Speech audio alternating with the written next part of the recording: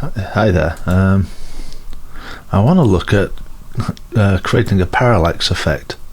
Now, these kind of effects are kind of all over TV at the moment. Every historical documentary, they'll have a picture, and you see we've got the background and the foreground moving separately.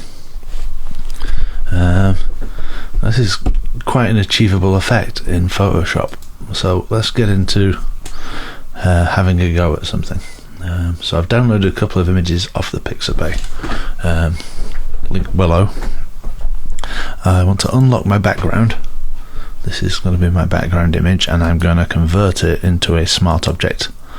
The reason for this will be explained later. And I want to open a second image where I've got this is going to be my foreground object. I'm going to unlock that. I need to select just the pigeon.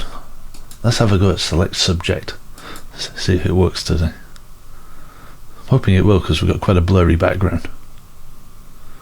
Oh, look at that. It's done a great job.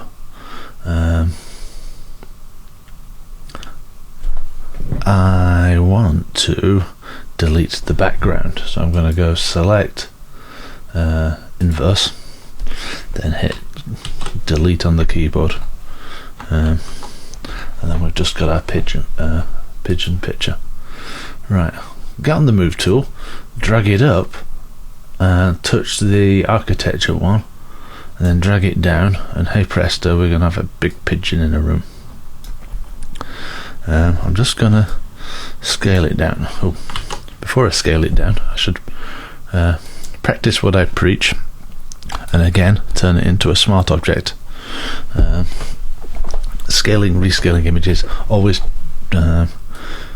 change them into a smart object, otherwise you can lose detail.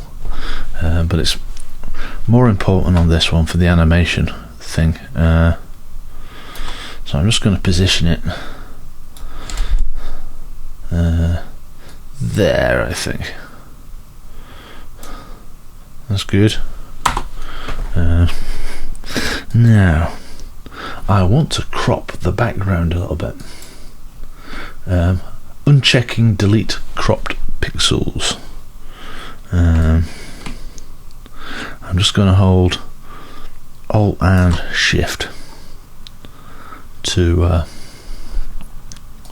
do that.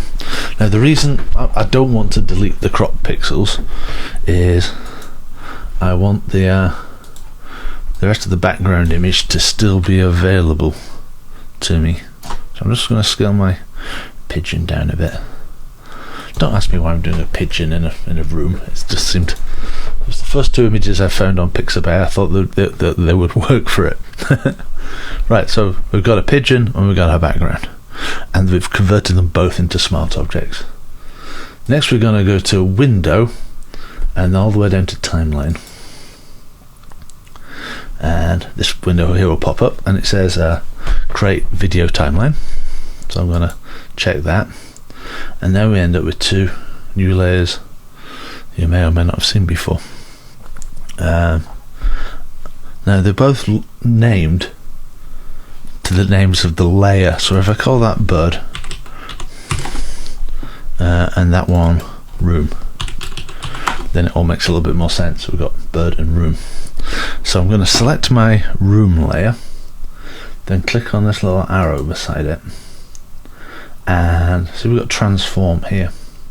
If you don't see transform here, it means you've forgotten to turn your image into a smart object.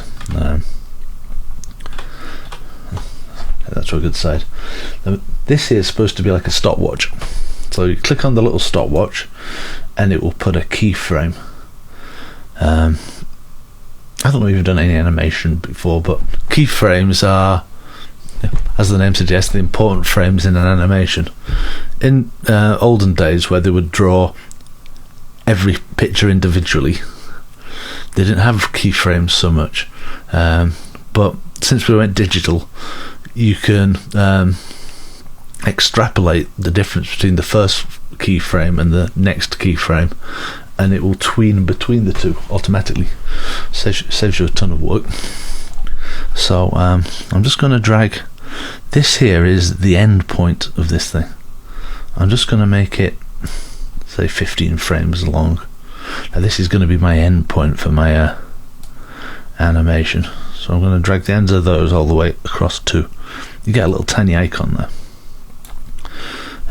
The reason I'm making it shorter is rendering on these things can take a long time when you actually process the final thing, so make it shorter, we stand a better chance.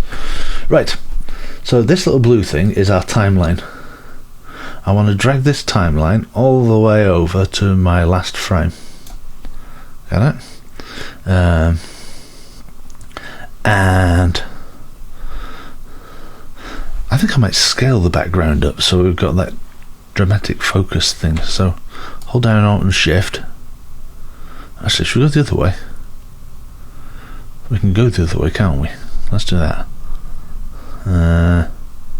So I've made it smaller. Now when I click OK, it's put us a second timeline in. So now when I drag this wheel, it's not a wheel, it's a slider, can you see I can zoom the background in and out because of that keyframing thing. Now let's select our bird layer. Let's click transform, and now should it get bigger or smaller? Oh yeah, it can go bigger.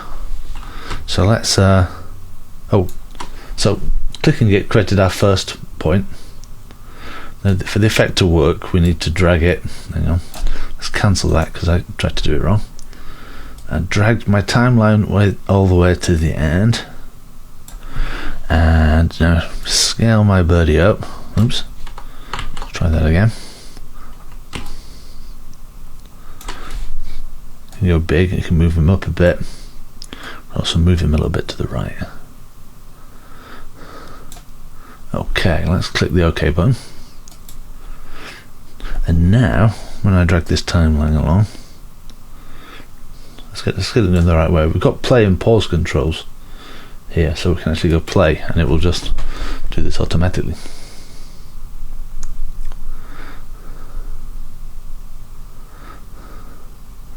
Oh yeah, okay. Now once we're happy with it, now you can do rotations, we can do opacity adjustments and style changes as well, but we'll keep it simple for now. We now need to go to File, Export, Render Video, and hopefully a menu will pop up. This is where it'll start taking a long time. Here we go, we get a menu up.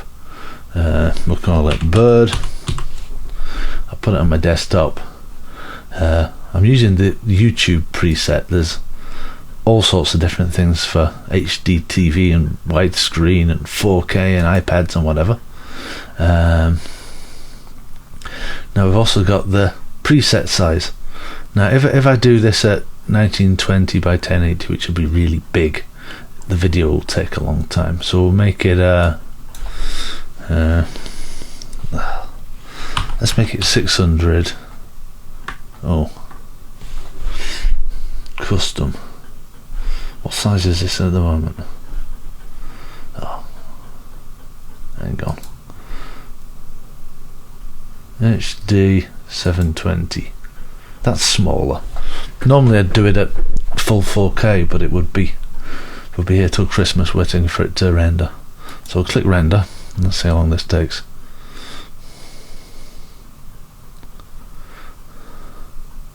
And that's sailing along quite quickly.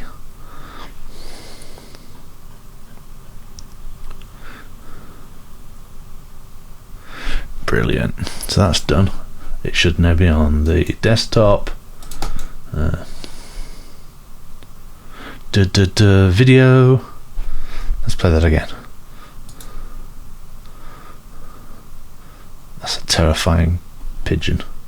Thank you for watching.